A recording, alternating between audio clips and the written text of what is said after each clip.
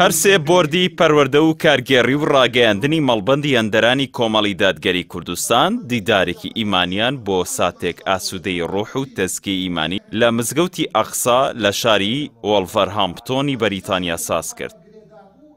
هەر کۆمەڵگەیەکی موسڵمان ئەگەر ئاگایی هەبێ بە دڵنیایی هەر هێرشێکی فکری و تواننەوە ڕووی تێبکە ئەم بەرەنگاری ئەبێتەوە بۆ لەبەرو لە سەرەتاوە ناسیوێتی و ئەزانێ بیرێکی نامۆیە و هەر لە سەرەتاوە قبوڵی ناکە. ئێستا ئیعلامی ئەلمانیەت، سیکۆلاریزم، لیبرالیزم، فێمینیزم خواردن ئەدا بە گورگە خراپەکەی ناخی تاکەکانی کۆمەڵگا لەبەر ئەو لایەنە زاڵە بێ بەسەریە.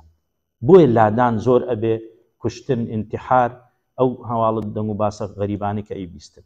بەچی فێری دینە بیت؟ دەبێت بخوێنیتەوە، دەبێت دەرس بخوێنیت. چۆن فێرە بیت؟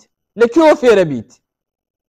بەو خوایە وەکو چۆن هەناسە هەڵەمژی هەناسە ئەبێ ئاوا کتێب بخوێنیتەوە، ئەبێ ئاوا دەرس بخوێنیت. مەجاری تیان نییە بڵێ بەخوا من ئیشەکەم.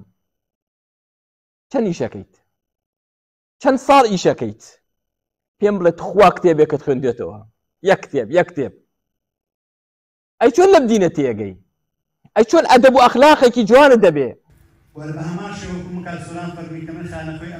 دیدارەکە بە ئامادەبوونی ژمارەیەک لە بانخواز و کەسایەتی ڕۆشنبیر و دیاری کوردی نیشتەجێی بەریتانیا بەڕێوە چوو.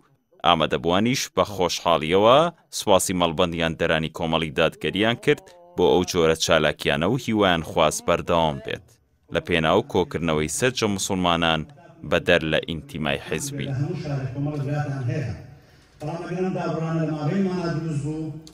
بەڕاستی ئەم دیدارە بە معنا دیدار بوو، خوازای مەڵبەندی هەندەرانی کۆمەڵی ئیسلامی باتەوە کە ئەم دیدارەی کرد بەسەر باقەت دیدارێکی پڕ بە بەرەکەت و چاک و باش بوو پێگات و ئەم جاران دیدارە یەکێک لەوانەی کە جیاوازی هەبوو هەرچی ئەو داعیە بەڕێز و خۆشەویستانە بوو تیا کۆبووە وەکو جێیشی برایەتی و ئیمانی بێجگە لە مەرسومی حیزبیاتی پێوە دیار بێت، هەمووی وەکو برا هاتوبوونە ناو ئەم کۆڕەوە. ئەم جۆرە دیدارانە زۆر پێویستە بۆ ڕەوەندی کوردی، بۆ خەڵکی کورد لە تاراوگا، چونکە ژیان لە تاراوگا بەشێکی زۆری گۆشەگیریە، دووریە لە کەسوکار.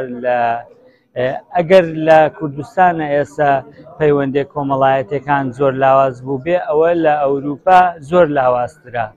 ئەکرێ ئەم جۆرە دیدارانە دەرفەتێ بێ بۆ دەمەزەرکردنی برایەتی، سیلەی ڕەحم. ئەم جۆرە کار و چالاکیانە لە وڵاتی بەریتانیا لە بەتایبەت وە لە ئەوروپا بەگشتی گرنگێکی زۆری هەیە بۆ ئەوەی کە ئێمە لەم وڵاتە کاتەکانمان بەڕاستی زۆر کەمە بۆ ئەوەی کە بتوانین بەشداری کۆمەڵە چالاکیێکی ئاوا بکەین. بۆیە ئومێد دەکەم ئینشاءڵڵا ئەم برابەڕێزانەی کۆمەڵی دادگەری لە بەریتانیا گرنگێکی زیاتر بدەن بەم جۆرە چالاکیانە ئەم مسلمانانە کۆبکەنەوە لە کۆڕ و سیمینارێکی ئاوهادا. زۆر گرنگ و مهمە کە ئێمە کۆبینەوە لەناو برانە یەکتر ناسینێکی دەبێ و جەوێکی ئیمانی دەخڵقێ و کەسانێکی تر ئەناسی ئەنی دوور دەبی لەکە ئابە و نەخۆشی دەرونی. خۆشحاڵم بۆی کە لە تاراوگا کۆڕ و کۆبوونەوەی لەو شێوازە ئەنجام بدرێت. نۆک و گەنجێک ویستم ئیمان نوێ بێتەوە، کۆمەڵێکشی تازە فێر بم، لە دینەکەم شارەزا بم، بە کۆمەڵێک برادەری تازە بناسم. لە دیدارەکەدا جگە لە پێشکەشکردنی چەند بابەتێک لەلایەن بانخوازەکانەوە چەند پارچە هۆنرا و سرودێکیش پێشکەشکران. بینی خەڵک و خەڵک واتە داخل ناکە.